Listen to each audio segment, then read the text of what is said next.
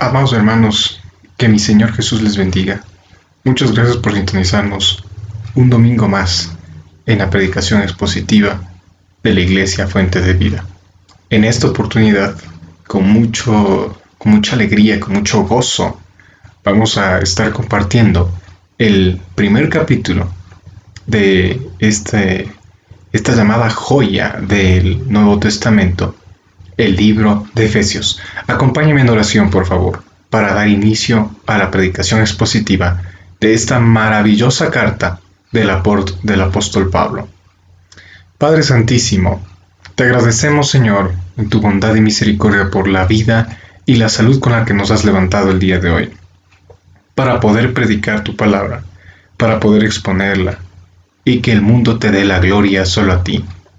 Que por la exposición de tu palabra, Señor, tu palabra cumpla el propósito con el que tú la enviaste, y muchos vengan al conocimiento de la verdad de tu evangelio, y sus almas sean libradas, Padre. Esto te pedimos en el nombre de Cristo Jesús, y te damos gracias a ti, Señor. Hazle a un lado al hombre, y que todas las personas veamos solamente tu grandeza. En el nombre de Jesús, Señor, permite que esta tu palabra sea predicada con fidelidad a tus escrituras. En el nombre de Cristo, amén y amén.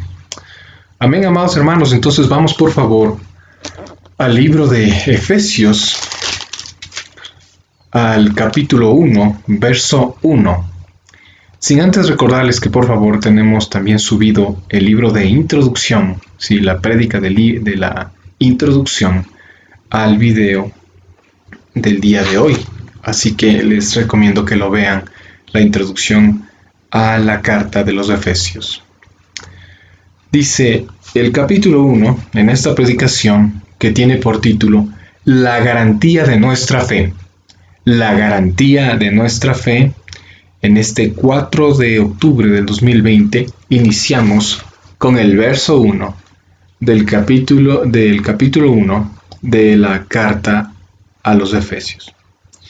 Pablo comienza saludando: Pablo, apóstol de Jesucristo, por la voluntad de Dios, a los santos y fieles en Cristo Jesús que están en Éfeso. Verso 2. Gracia y paz a vosotros de Dios nuestro Padre y del Señor Jesucristo. Parémonos un momento ahí, ¿cierto? El mensaje es del apóstol Pablo. Como ya lo habíamos dicho, un apóstol en cadenas. En este momento está preso Pablo. Y es la misma expresión que utiliza cuando se dirige en varias otras epístolas, alrededor de 4. Apóstol, que viene de la palabra hebrea que significa mensajero, ¿sí? Él se identifica, está presentando sus credenciales, está presentando quién es él, para que le reconozcan. Pablo, debemos recordar, él estuvo pastoreando esta iglesia por alrededor de casi 3 años y medio. Es la iglesia en la que más tiempo permaneció Pablo pastoreando, hay que mencionarlo. Timoteo estuvo pastoreando esta iglesia después de Pablo alrededor de 1 año y medio, más o menos. Y es interesante porque Pablo permaneció tanto tiempo pastoreando esta iglesia, ¿sí? Y ya lo vamos a ver. Era porque en esta iglesia se levantaron muchas falsas doctrinas por gente que era de la misma iglesia, ancianos de la misma iglesia, que comenzaron a predicar, que comenzaron a hablar de las vanas genealogías, de las falsas genealogías, que comenzaron a hablar mentiras encubiertas. Estos hermanos, estas personas, más bien dicho, son mencionadas en las cartas, y el uno es Imeo y el otro es Alejandro, ¿no? Que les encantaba hablar sobre fábulas y genealogías interminables. Eso está en 1 de Timoteo, capítulo 1, verso 3, y también en 1 de Timoteo, capítulo 1, verso 20. Para todos los hermanos que les interese. Es por esta causa que Pablo va a Éfeso de nuevo, ¿sí? A pastorear esta iglesia durante 3 años y medio. a luchar contra las falsas doctrinas que ya se levantaban de forma destructiva entre la iglesia, ¿no? Pablo va y vuelve a establecer las bases del evangelio en este lugar. Era un lugar muy importante. Se cree que esta iglesia fue establecida por Priscila y Aquila, ¿sí? En el segundo viaje misionero de Pablo, por ahí por los años 55, 58 después de Cristo. Y Pablo fue dejándoles ahí en Éfeso a Priscila y Aquila. Y bueno, Pablo regresa después de algún tiempo a esta iglesia y le ve a una iglesia ya mucho más grande, mucho más sustentada, pero lamentablemente pasó un poco de tiempo más, ¿no? Y Pablo le llega a escuchar que se están desviando hacia las fábulas. Esto es muy interesante porque estamos viendo cuál es el propósito, ¿no es cierto?, del viaje de Pablo, cuál es el propósito también de la carta de los Efesios, a la carta dirigida a los Efesios, a la iglesia en Éfeso. Hay muchos teólogos que afirman que esta carta, porque solamente en el inicio dice a quién está dirigida, ¿no? Como lo estamos viendo en el verso 1, a los hermanos en Cristo, a los santos y a los fieles en Éfeso, pero en el resto de la carta no se vuelve a hablar más de Éfeso. Muchos creen que tal vez fue una epístola, así se llama, ¿no es cierto? Pero una encíclica, ¿sí? Que es la carta que está hecha para leer en varias iglesias, en varios lugares, y los teólogos creen que esta carta fue hecha para ser leída en todas las iglesias de Asia Menor, ¿no? Bien, pero bueno, está dirigida a los efesios y eso es algo muy importante que lo deja aquí. Algo también que debemos comprender es que esta carta, toda la carta se va a centrar, ya no es una carta abierta, ¿sí? No es una carta abierta, no es un evangelio, ¿sí? Esta es una carta dirigida. Y lo que tenemos que ver aquí es que está dirigida a la iglesia. Como dice aquí en el verso 1, fíjese usted, a los santos y fieles, ¿sí? A los santos y fieles en Cristo Jesús que están en Éfeso. Es para aquellos que ya comprenden el evangelio, ¿no?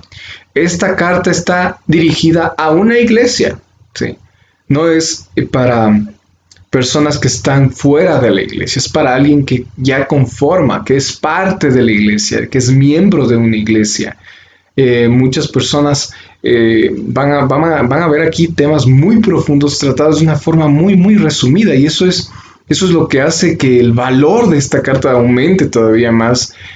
Por eso es que ha sido catalogada como la joya del Nuevo Testamento, por la forma, por la riqueza, por la manera en cómo lograron, por la gracia de Dios, Pablo, uno de los teólogos más grandes que ha producido la Iglesia de Cristo, uno de los cerebros más brillantes, por la gracia de Dios, porque Dios así lo permitió, de una forma maravillosa el Señor utiliza a Pablo, ¿no es cierto?, para resumir de cierta forma aspectos supremamente importantes para la iglesia, para los cristianos, en lo que conlleva doctrina básica del cristianismo y también sus relaciones entre sí y sus relaciones con las personas también de afuera, con las autoridades. Es supremamente importante, supremamente rica esta carta y hoy tenemos mucho gozo al predicarla.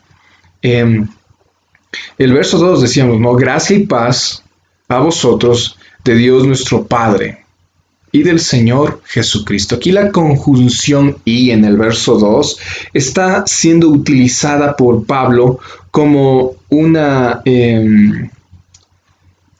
aseveración de equivalencia, ¿sí?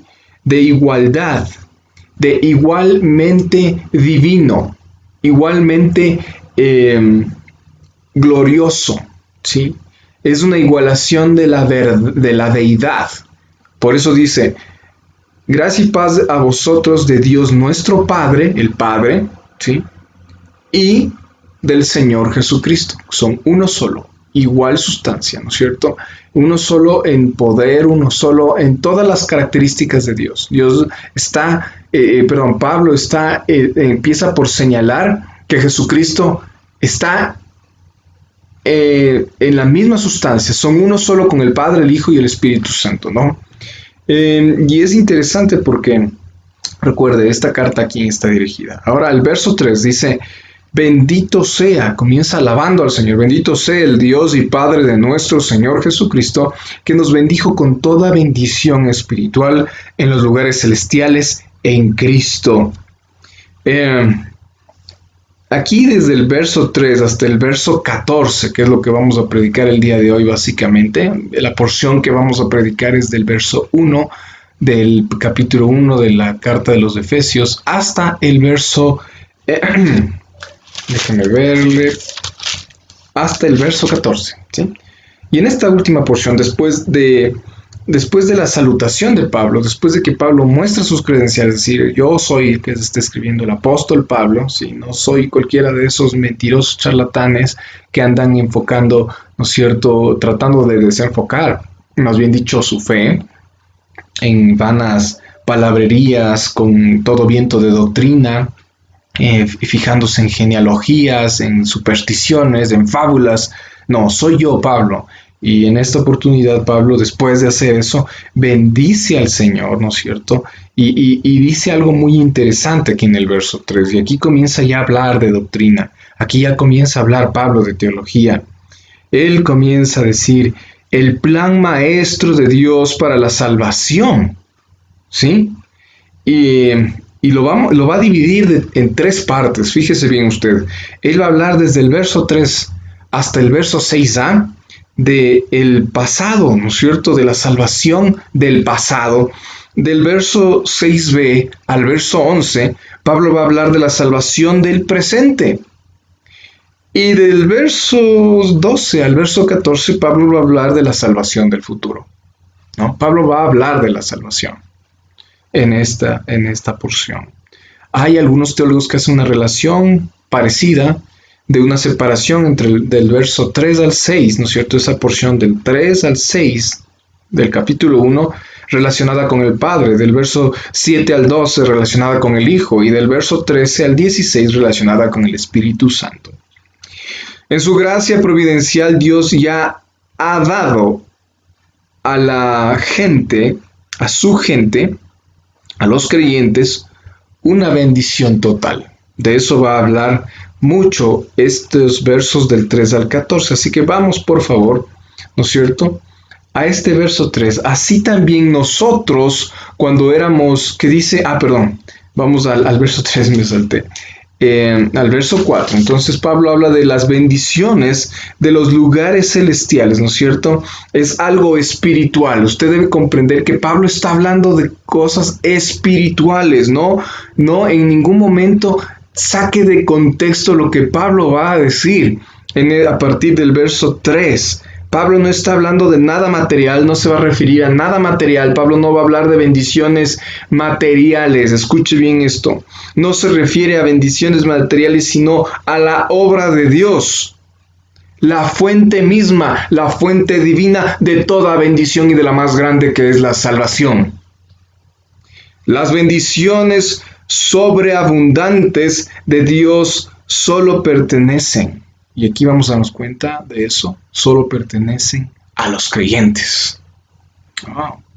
Verso 4, según nos escogió, escuche bien esto, del verso 4 hasta el verso 11 más o menos, Pablo va a hablar de una doctrina básica del cristianismo, de un principio básico del cristianismo. Es decir, quien no ha comprendido esto aún es porque posiblemente no ha leído toda la palabra de Dios, es porque posiblemente no ha leído a plenitud los evangelios y las cartas, ¿no es cierto?, a las iglesias, como es esta de Éfeso, la de Romanos también.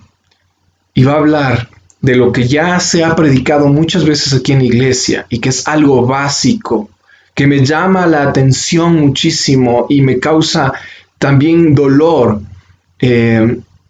darme cuenta de que hay muchos lugares con el membrete de iglesia afuera, con el rótulo de iglesia, que no han comprendido esto que es básico y que, como ustedes van a ver, es algo por lo que comienza hablando la carta de Efesios.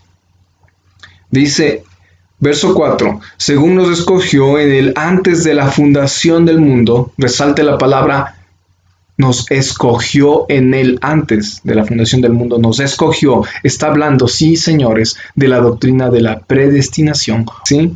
Antes de la fundación del mundo, para que fuésemos santos y sin mancha delante de él.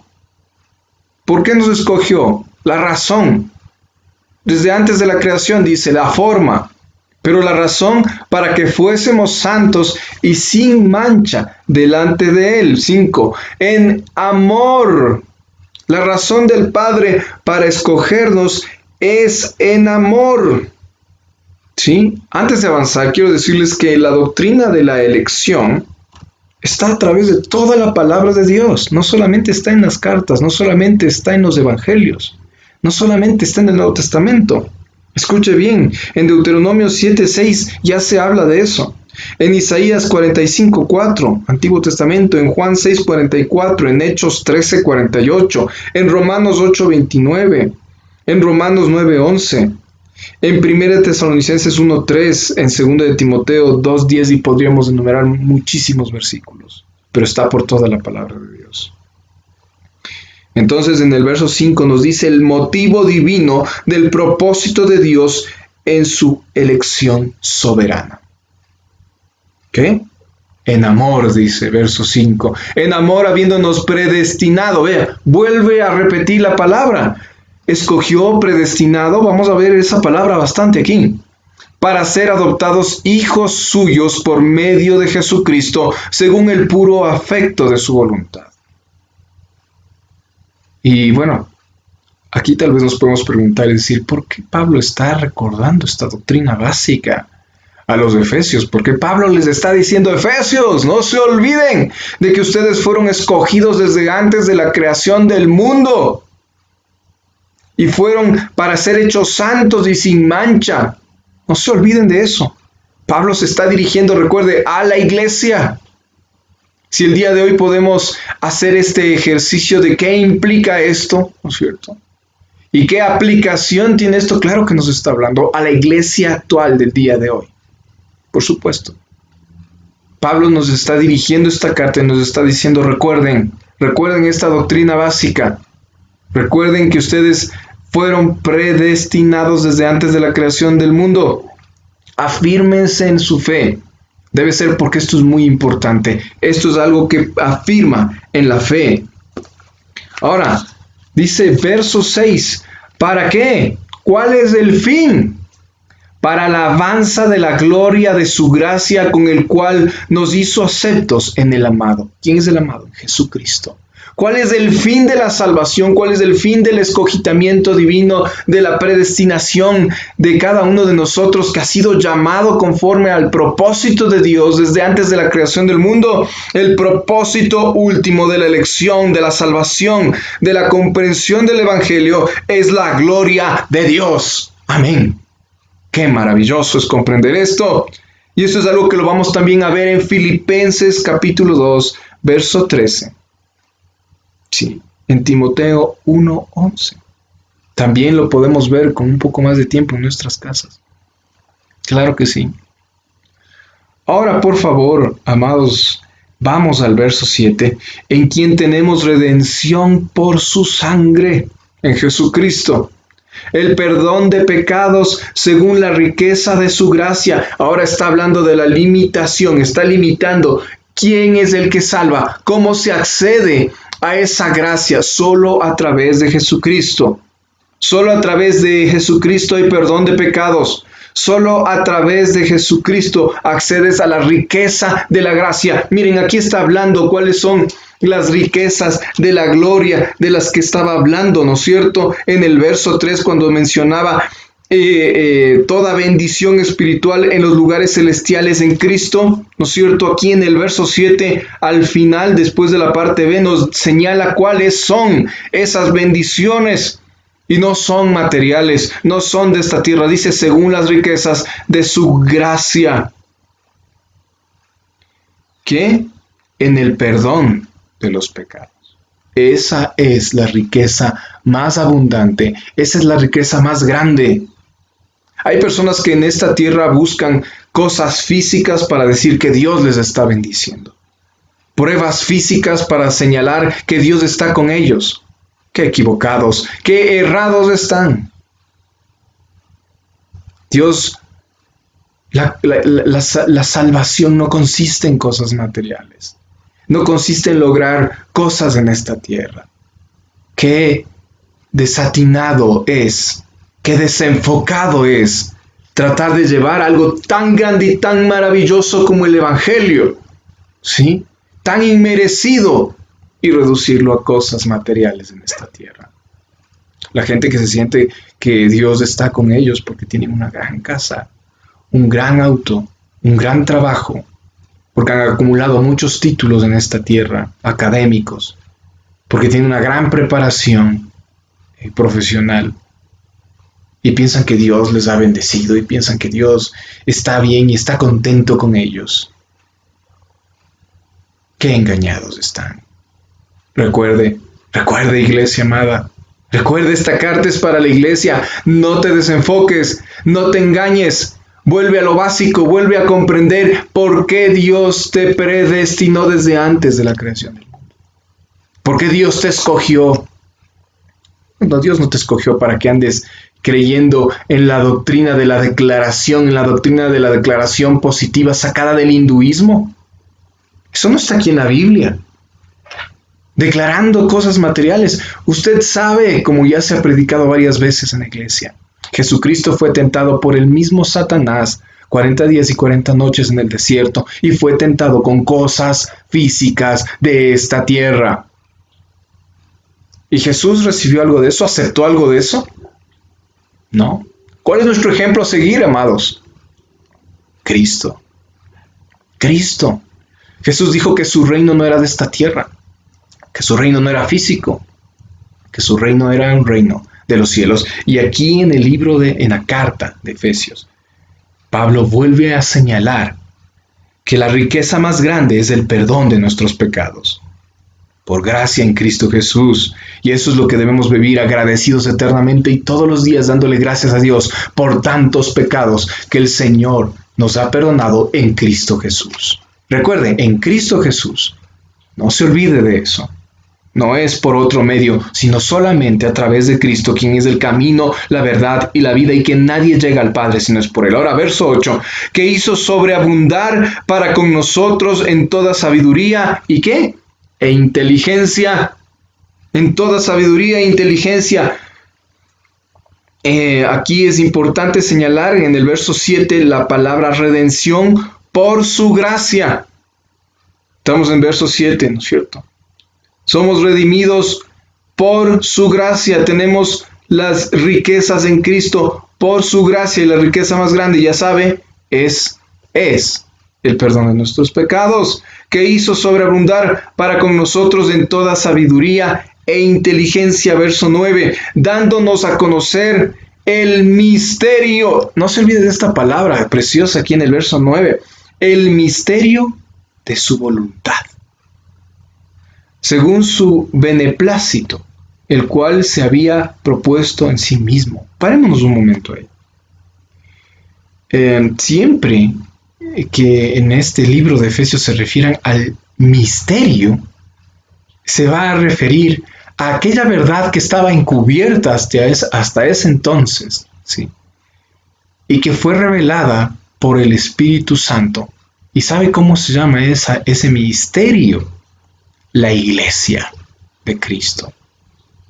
Ese no es una organización, como ya lo hemos predicado en la iglesia y se ha enseñado en los varios discipulados que tiene la iglesia Fuente de Vida, sino es un organismo vivo, es el cuerpo, y Cristo es la iglesia. Cristo es la cabeza de la iglesia. Cristo y su iglesia, mi querido amigo, son inseparables.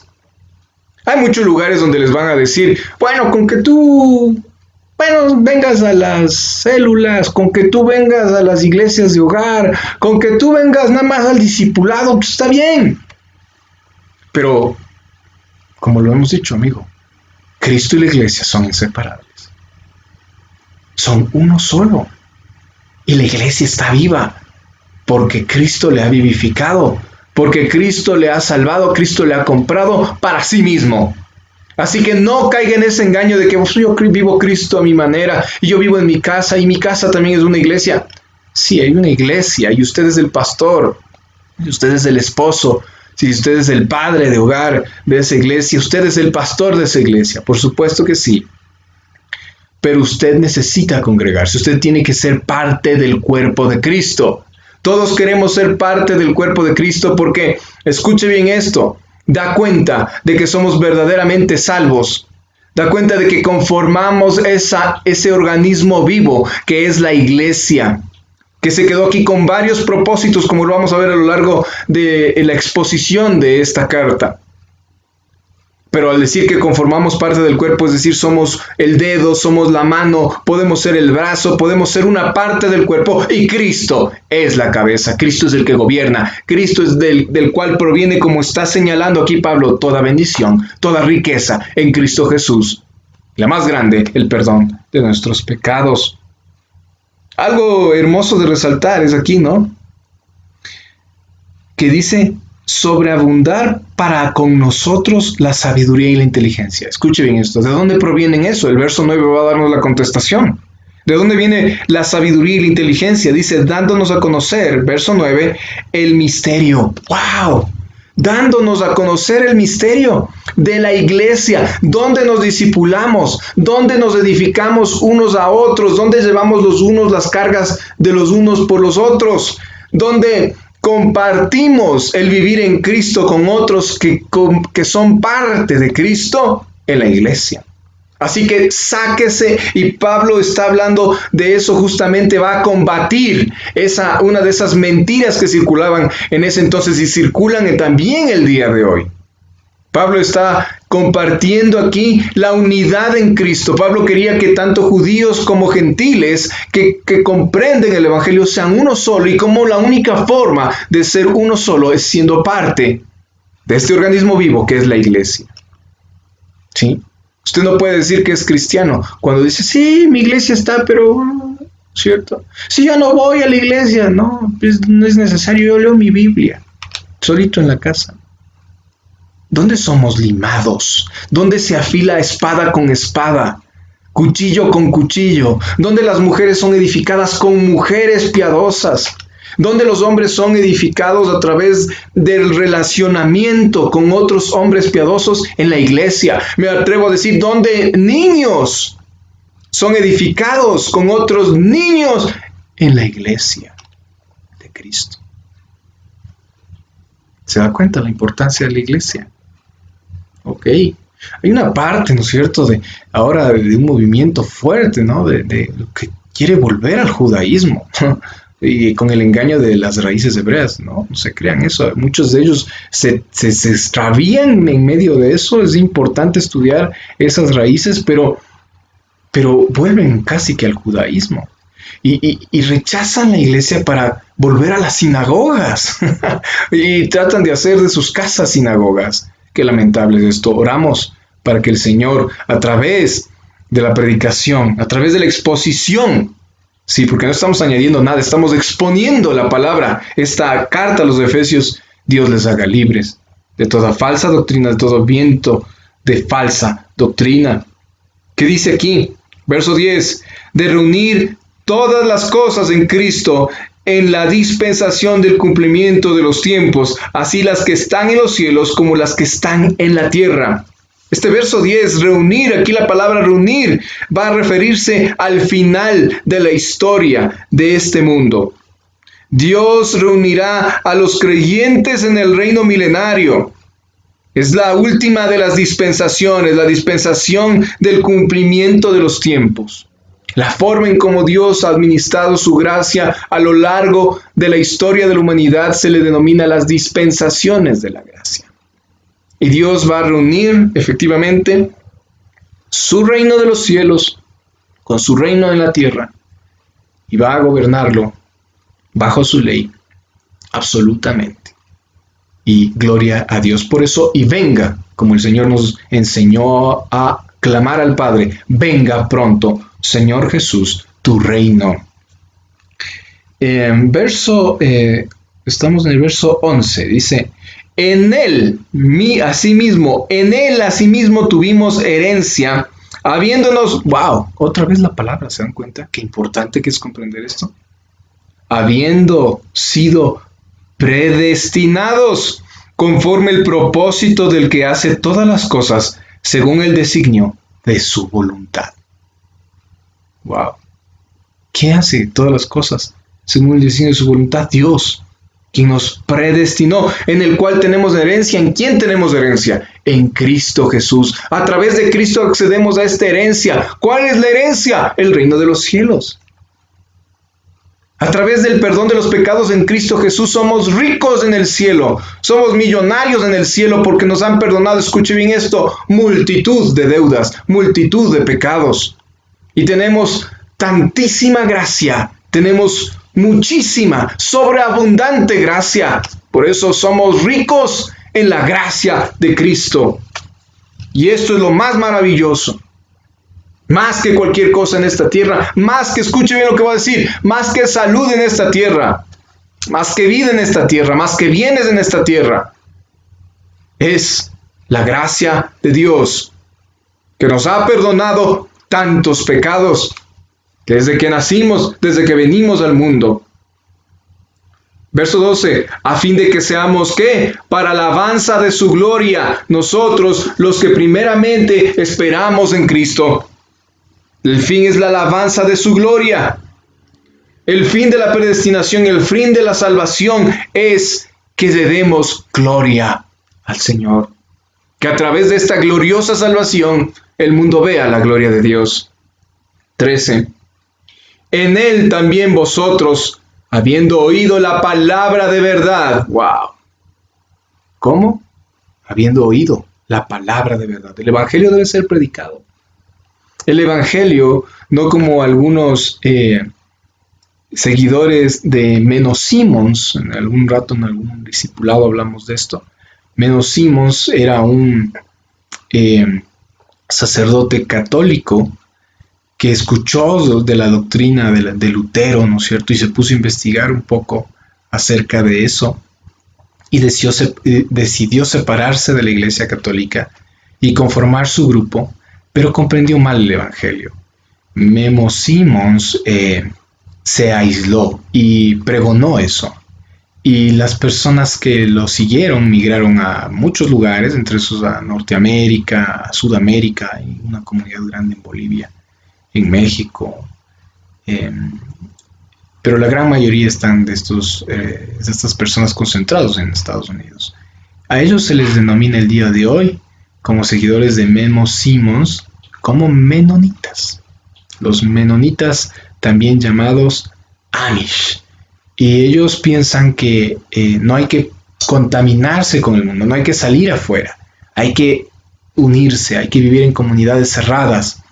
La palabra de Dios no nos dice eso. Tenemos una gran comisión que es ir, no quedarse, no encerrarse, ir y predicar el evangelio. A eso estamos llamados. A eso el Señor nos ha llamado, iglesia amada. Id y predicad el evangelio. Jesús también oró por nosotros diciendo que no somos de este mundo, sí, ¿no es cierto? Pero no le pidió al Padre que nos saque de este mundo, sino que nos guarde del mal. Recuerde eso. Nuestro deber es predicarlo.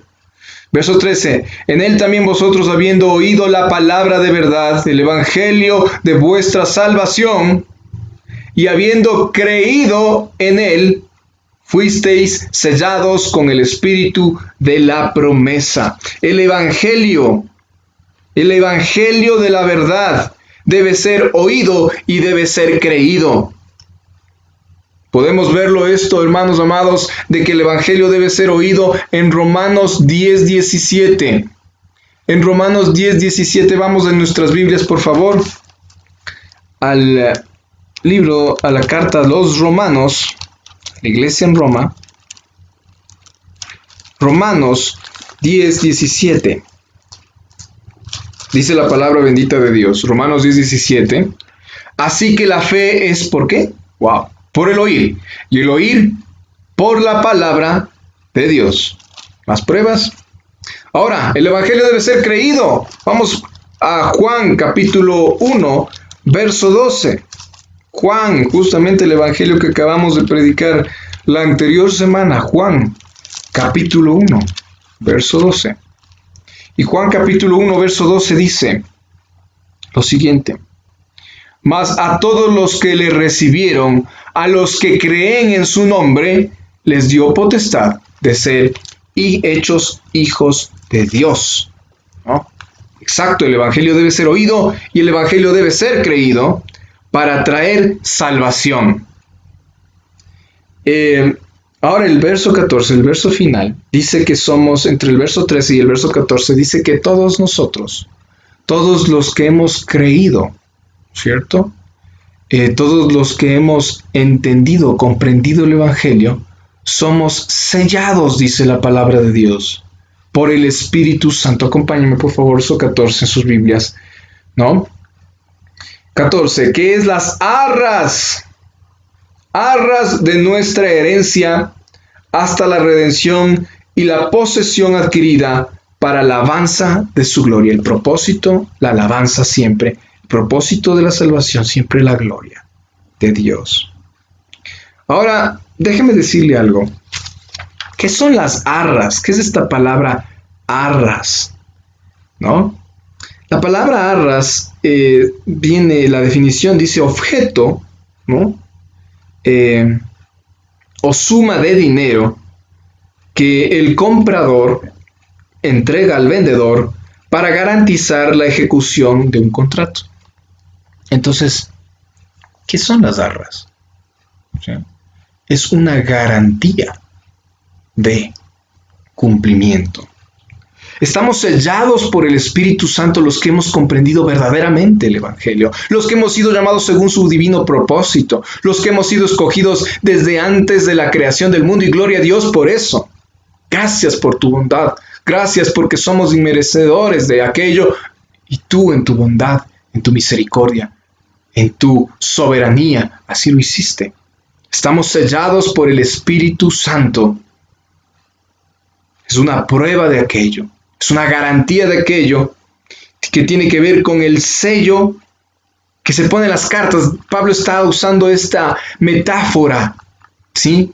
Antes se mandaban cartas, las cerraban, y ponían cera, ¿no es cierto? En la abertura de la carta ponían cera, y algunos con un anillo o con un sello de estampa ponían encima de la cera caliente hasta que la cera se enfriaba y quedaba cerrada la carta, y teníamos el conocimiento de dónde provenía la carta por el sello del nombre o del apellido de esa persona o de la familia, ¿no es cierto? Antes no se usaban apellidos, pero se usaban otras formas de identificación de las familias, de las personas de las cuales remitían la carta, ¿no? Tiene que ver esto del sello, esta metáfora de las cartas, con que promovía 4 cosas, ¿sí? Y quiero que usted pueda comprender esta similitud con lo que el Espíritu Santo hace en nuestras vidas. 1, seguridad, que somos de Cristo. 2, autenticidad, ¿sí? Son verdaderamente creyentes, son genuinos creyentes. Recuerde, esta carta está dirigida a la iglesia, a aquellos miembros de la iglesia, aquellos que verdaderamente han nacido de nuevo, ¿no? Autenticidad, un cristianismo auténtico, un nacimiento de nuevo genuino, 2 Corintios 5:17. No estoy diciendo que somos perfectos, no, pero verdaderamente no somos quienes éramos en el pasado. El Espíritu Santo, por la comprensión del Evangelio, ha obrado de forma milagrosa en nuestras vidas y ha renovado nuestras mentes. No pensamos igual. Por eso también esta carta nos llama a cuestionar.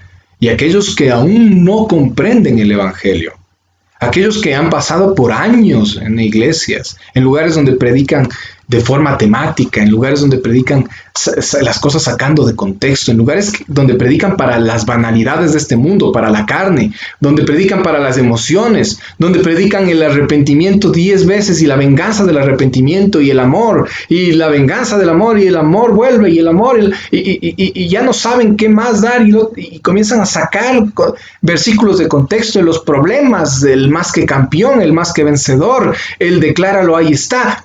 Todas esas cosas dan cuenta a veces de una lamentable falta de autenticidad al torcer las escrituras, al torcer la palabra de Dios de acuerdo a su conveniencia de una verdadera redención.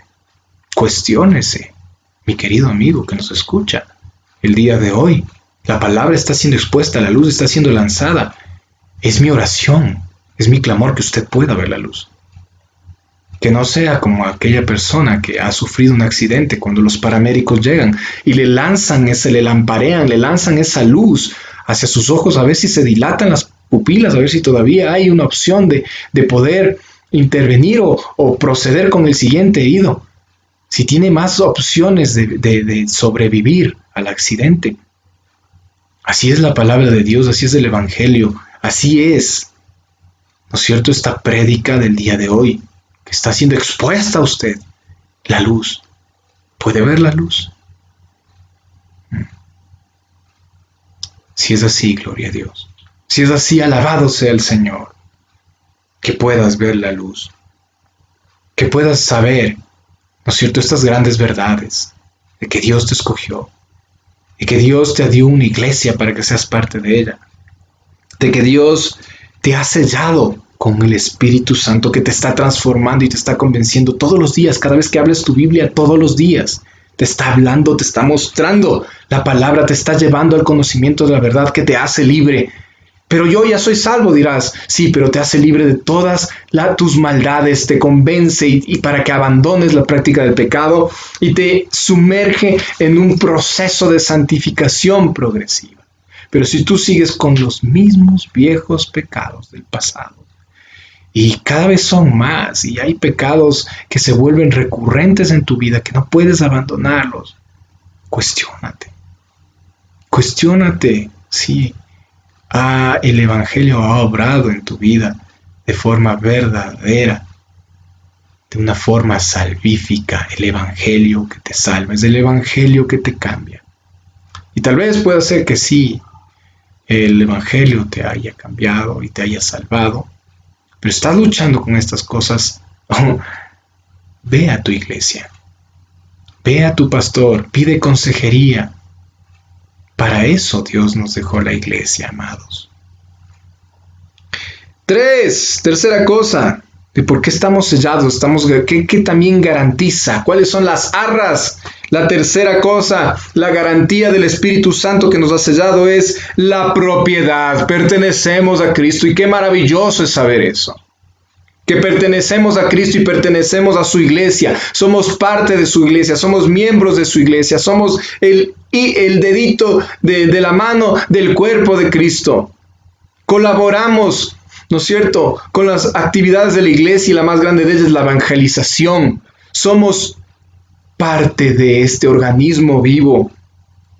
4, finalmente, la autoridad de Dios en nuestras vidas. La palabra de Dios es autoritativa en mi vida. La leo todos los días, ella gobierna mi vida, ella me transforma a través de la comprensión del Espíritu Santo. El Espíritu Santo es dado por Dios como su juramento de la herencia futura del creyente en la gloria. Tenemos el Espíritu Santo. Como les he dicho, una de las pruebas más preciosas de que así es que comprendemos el Evangelio, algo que está solamente reservado para aquellos que han nacido de nuevo. El día de hoy han escuchado esta exposición de la palabra de Dios, familias cristianas, iglesias cristianas posiblemente, cristianos alrededor del mundo, a través de este medio y en medio de esta pandemia.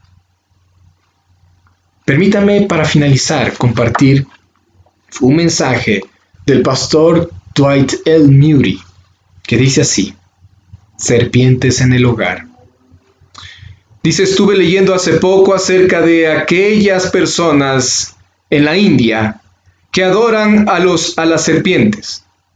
Me pareció algo horrible. Leí acerca de una madre que vio entrar a su casa una enorme serpiente que se enroscó alrededor de su hijita de solo 6 meses de edad. La madre, creyendo que era un animal sagrado, no se animó a intervenir y tuvo que dejar que su pequeña hijita muriera. Mi espíritu se sublevó cuando leí semejante cosa. Pero en realidad no sé si no estamos en algunas cosas igual que en la India. En nuestro país hay serpientes que entran a muchos hogares cristianos, envolviendo a nuestros hijos, mientras los padres y las madres parecemos estar dormidos o cegados por algún tipo de falsa idolatría. Amados, escuchamos la verdad, comprendemos nuestra obligación. ¿No es cierto? Porque el que escuchó bien puede también obedecer, puede cumplir lo que escuchó. Debemos honrar a Cristo en todos los aspectos de nuestra vida. En nuestro hogar, ¿cómo voy a fomentar en mis hijos, en mis sobrinos? ¿No es cierto? Tal vez tengo algún lugar de influencia en algún niño o niña, si soy mujer. ¿Cómo lo voy a hacer? ¿Cómo le voy a animar a un día que venga a la iglesia si él no ve que yo voy a la iglesia? ¿Cómo le voy a animar a que lea la Biblia si paso cuánta cantidad de tiempo echando mi tiempo a la basura viendo una pantalla de televisión o de un computador o de un teléfono celular? ¿Cómo les voy a decir lo maravilloso que es comprender el Evangelio a través de la lectura de la palabra de Dios si ellos nunca me ven con la Biblia abierta, estudiándola y memorizándola? ¿Cómo voy a querer para mis hijos que ellos memoricen las Escrituras si yo no me sé ni un solo versículo? Dios mío, ten misericordia de nosotros y permítenos, Señor, no solo ser oidores olvidadizos, sino hacedores, cumplidores de lo que tu palabra nos demanda el día de hoy. Gracias, Señor, por esta tu palabra. Oremos, hermanos. Padre Santísimo, Dios mío, Dios de toda salvación, Dios de toda consolación, gracias por esta tu palabra maravillosa que ha sido expuesta en este día precioso, en que tú nos has concedido la salud y la vida, y aquellos que tal vez no tengan salud, y aquellos que tal vez escuchen este mensaje desde algún lugar donde se encuentran enfermos, tal vez encarcelados, o por la situación en la que se encuentren, que tu palabra poderosa sea liberándoles, Señor, de la más grande esclavitud. Y no me refiero a estar detrás de las rejas o vivir con una enfermedad terminal o padeciendo dolor continuo, sino a la más grande de todas las enfermedades, al más grande de todos los males, que es la muerte del alma por el pecado en el infierno. Gracias, Señor, porque solamente en ti hay vida eterna, solamente contigo podemos heredar el cielo. En el nombre de Jesús. Amén y amén. Dios les bendiga.